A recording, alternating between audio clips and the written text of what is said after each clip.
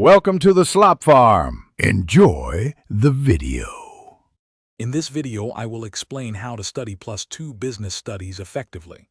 First, familiarize yourself with the complete syllabus and the exam pattern to know what to expect.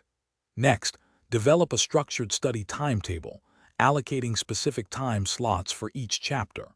Remember, understanding the core concepts is far more important than just memorizing definitions.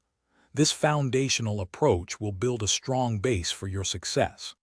To truly master business studies, break down large, complex topics into smaller, digestible sections.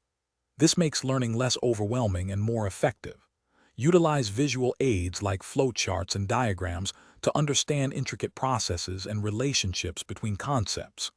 Crucially, connect the theoretical knowledge you gain to practical, real-world business scenarios. This helps solidify your understanding and makes the subject more engaging and relevant. Consistent practice is key to scoring well. Make it a habit to solve previous year's question papers and sample papers. This helps you understand the question patterns and time management. When writing answers, focus on clarity, using relevant keywords and structuring your points logically. Regular revision, ideally on a weekly basis, is essential to reinforce what you've learned and prevent forgetting. Don't wait until the last minute.